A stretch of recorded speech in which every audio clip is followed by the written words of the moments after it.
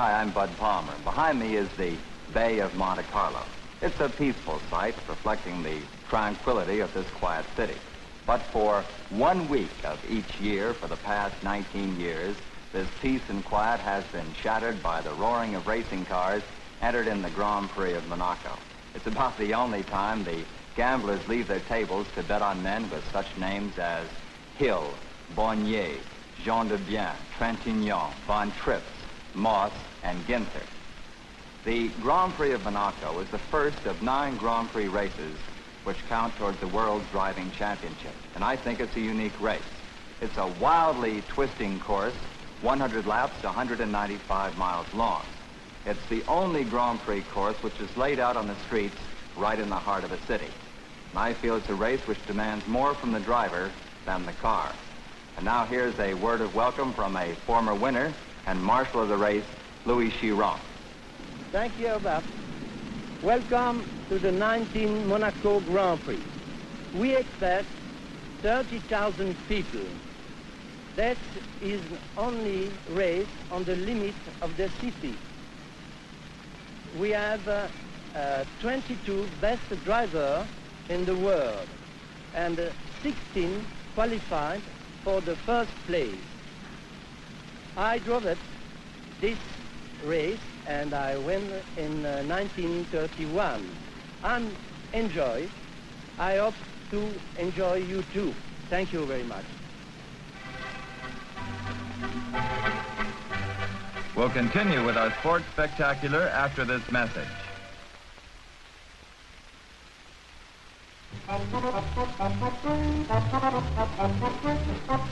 We're taking a guided tour of some of the streets in Monaco. Not to see the sights, but to get an idea of the circuit that 16 of the world's greatest race drivers will use as their course. This is the Boulevard Albert Ier, running along the end of the harbor at Monaco. The cars corner sharply, switching back.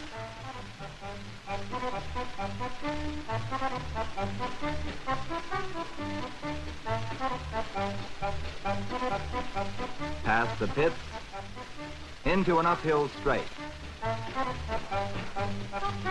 Past the Avenue Princesse Alice.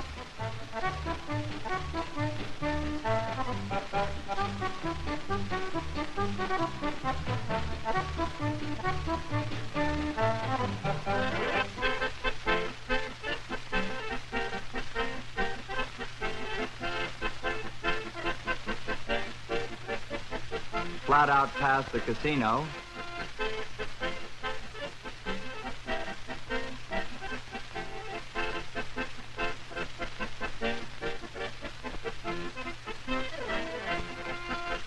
Dipping down the short street at over 100 miles per hour.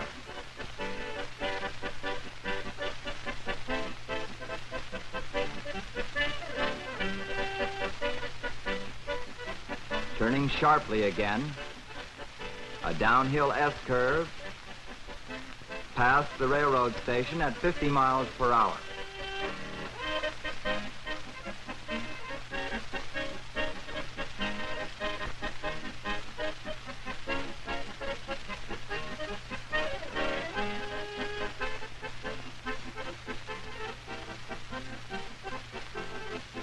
Another turn, and onto the harbor leg at 120 miles per hour, down the Boulevard Louis II.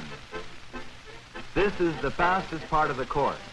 The cars will reach speeds of 160 miles per hour. And the most dangerous because of the tunnel ahead, where drivers have no leeway to maneuver in case of an accident or a pileup in the dark.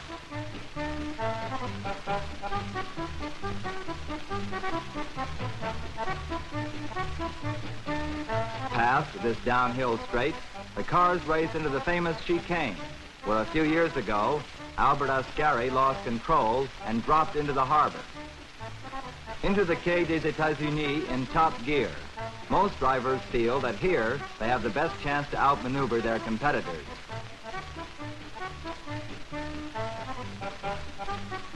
This is where in 1957, Sterling Moss and the late Peter Collins, trying to pass each other, crashed into the seawall. We've just completed the 1.9-mile course. The drivers will run it 100 times. Speed trial. The streets have been closed to all traffic except the race cars. 3 days of trials will determine the starting lineup. Race Marshal Louis Chiron, working against time, has to control the individualists that make up the driving team.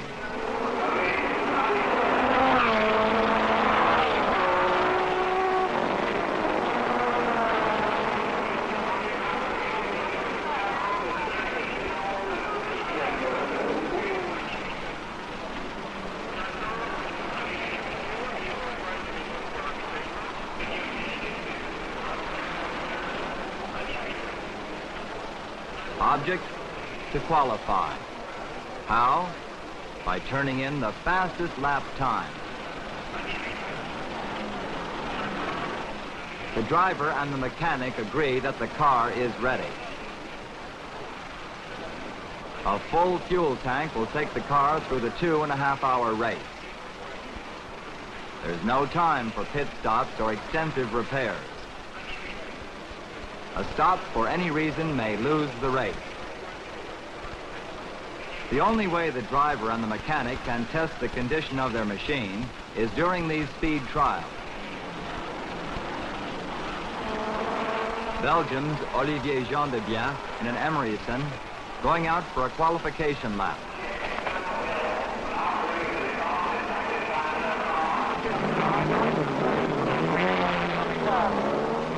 He's off.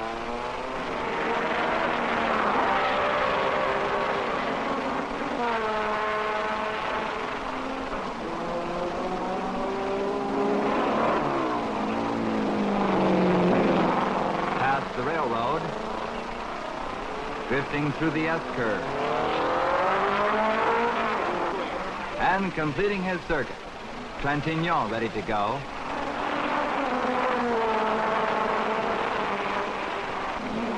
He's a two-time winner, Monaco, and certainly a man to watch.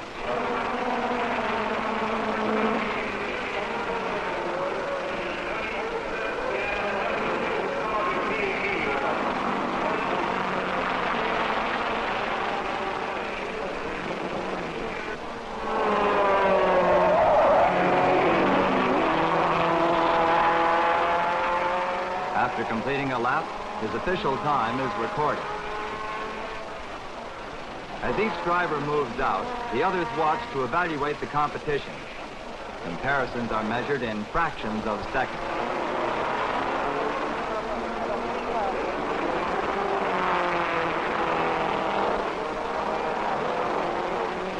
Part of the color of the race comes from the many nationalities driving here.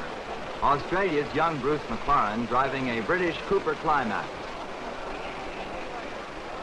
Another Australian and teammate of McLaren's is Jack Brabham, present world champion, who moved out for a speed trial.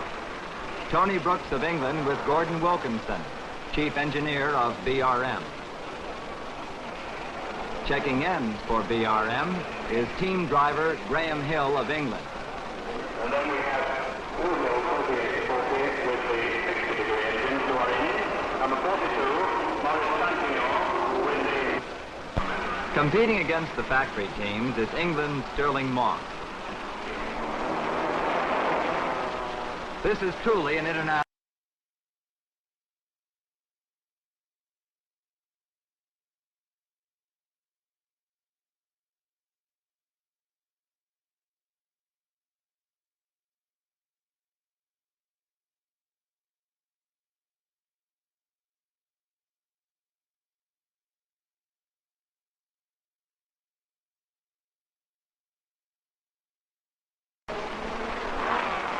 And from Italy, the favorite, the Formula One Ferrari.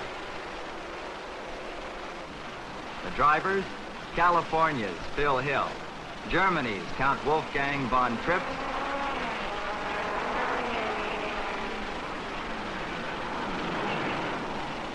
and young Richie Ginther from California.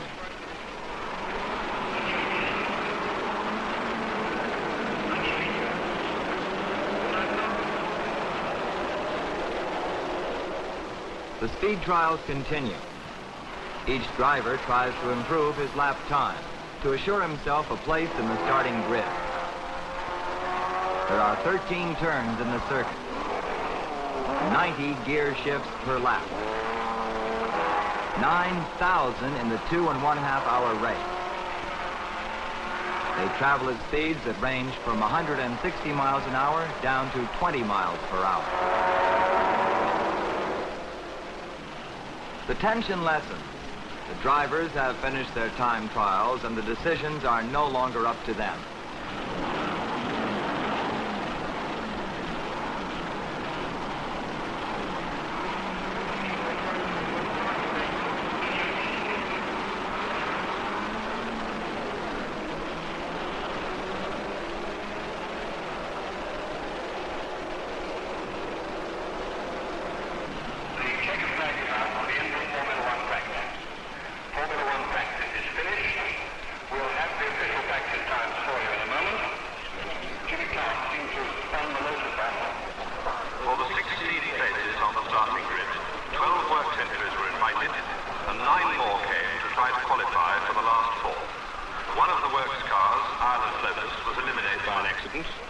So 5 others qualified to make up the 16. The starting grid in full, starting from the slowest on the back of the grid, is as follows. At the back, number 24, world champion Jack Brabham with his Cooper. He only did one brief practice period and then flew back to continue his qualification trials for Indianapolis. Next up, number 42, Maurice Trintignant, Cooper. 32, Cliff Allison, Lotus. Number 8, Michael May with another Lotus. And then number 6, Hans Hermann Porsche. Number 22, John Surtees with the Yeoman Credit Cooper. Number 4, Dan Gurney's Porsche. Number 2, Joachim Bonnier from Sweden with his Porsche. And then number 16, Tony Brooks, BRM, on the outside of the third row. Next to him, number 26, Bruce McLaren with the Works Cooper. Number 40, Wolfgang von Trips with the Ferrari. Second row, number 38, Phil Hill's Ferrari. And number 18, Graham Hill with the BRM.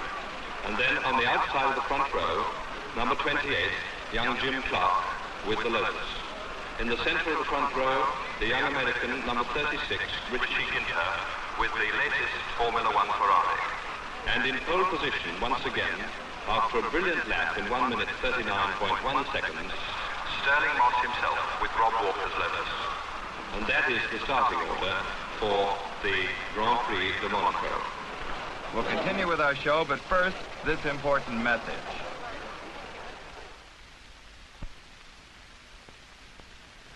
This is a Formula One racing car. This year, the Formula Ones were changed from an engine displacement of 2,500 to 1,500 cc's, which is about 1/2 smaller than the average American compact engine. This was done in order to reduce speeds, promote safety, and to induce manufacturers to sponsor teams by lowering costs. There's a great deal of controversy regarding this change. Many of drivers object.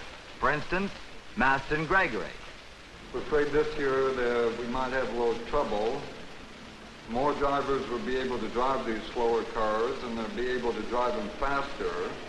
They won't be able to do it consistently, but they'll be able to do it for a time. And it's going to look like there'll be more competition where actually I think the caliber of driving is not going to be quite so good. It's going to be easier to drive these cars, and some fellows are going to think that they can go a little bit faster than maybe they should.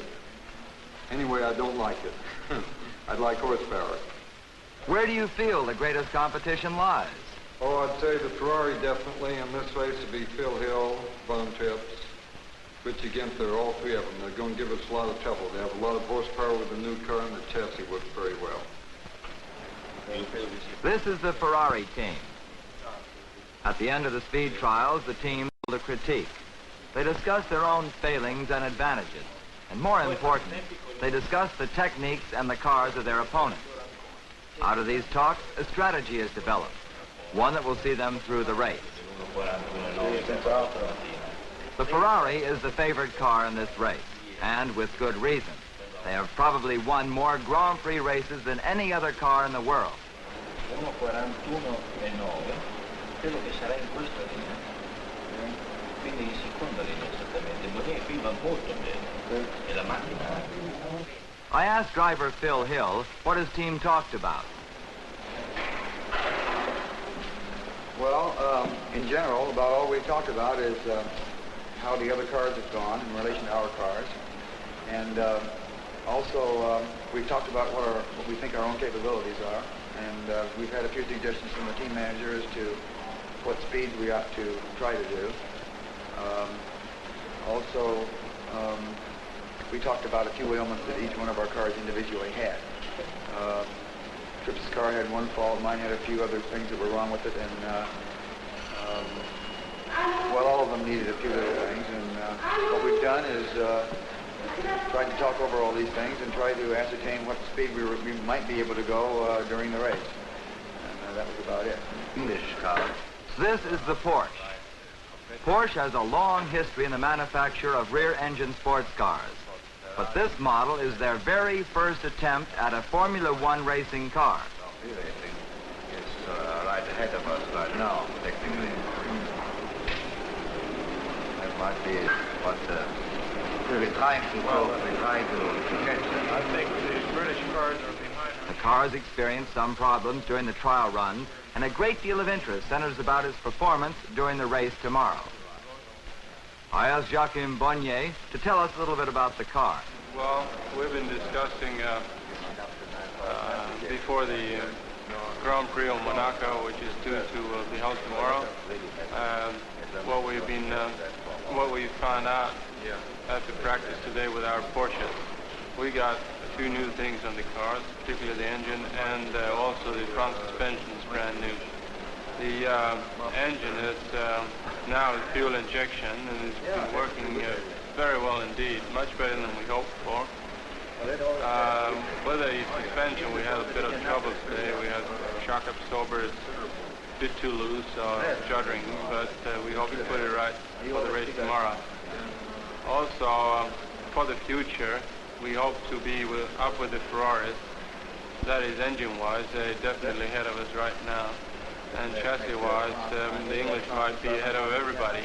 Obviously, they don't have the engines that the Ferraris have, and I think also our engine right now is slightly ahead of theirs. But very shortly, I hope we'll be able to beat them in the Grand Prix circuit.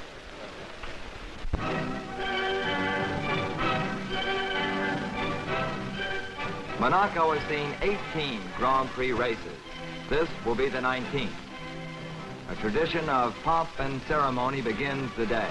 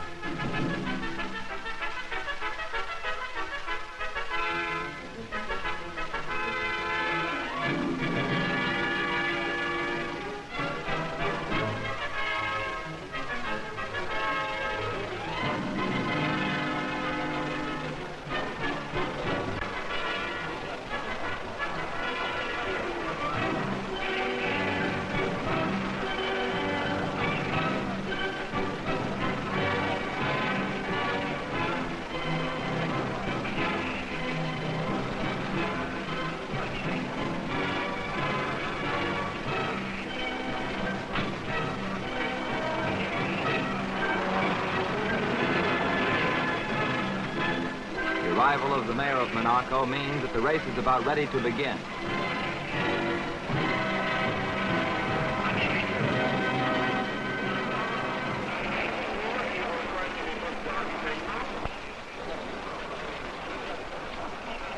There's a sense of anticipation in the crowd in these last few minutes before the race. Last-minute adjustments are made. The expected tensions of the drivers are hidden underneath a much too obvious calm.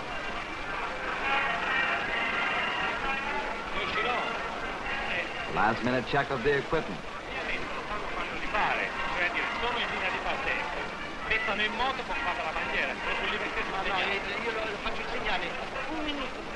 A last-minute look at the car.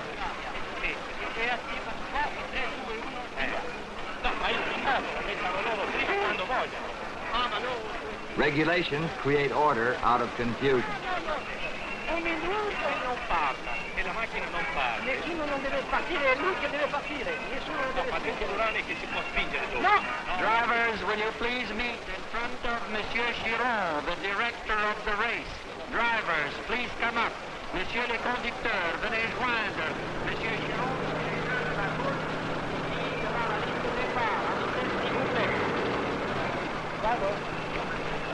Vamos, let's get this race going. The drivers are called together for a last-minute briefing. Pour la première fois dans les annales des courses automobiles, c'est un ancien débat que cette délicate tâche est confiée. Je vais m'employer de mon mieux. Je compte sur vous.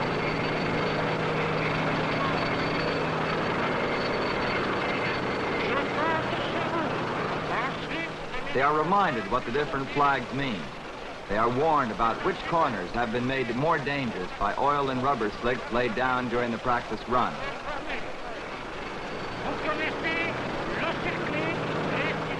They are told again about the international rules and regulations governing the event. je vous demande de respecter les signaux qui vous sont faits et de montrer votre sportivité.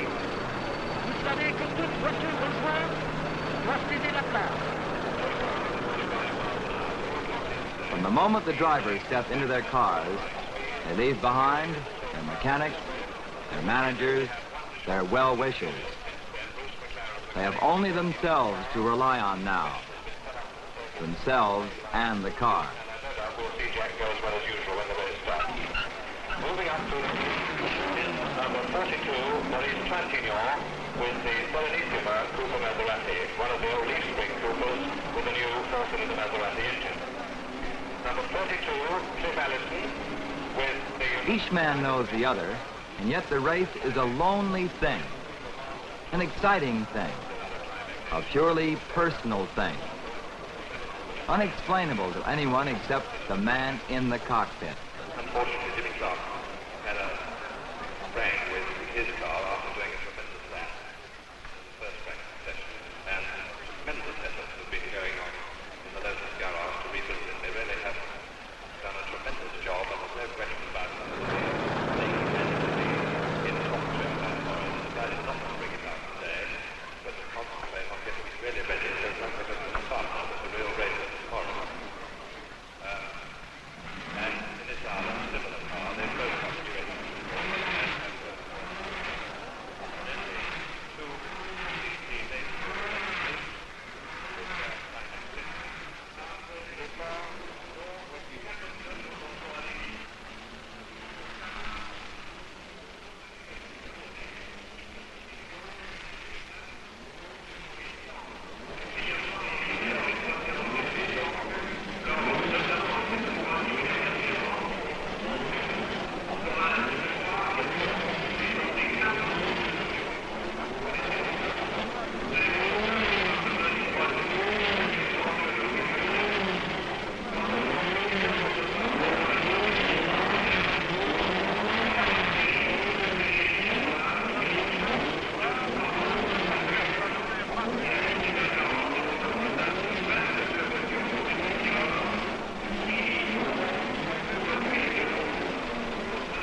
Countdown starts.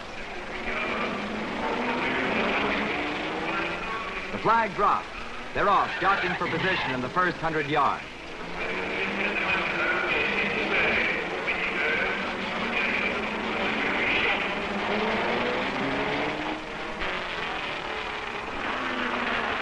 At the first turn, Ginther in number 36 has the lead.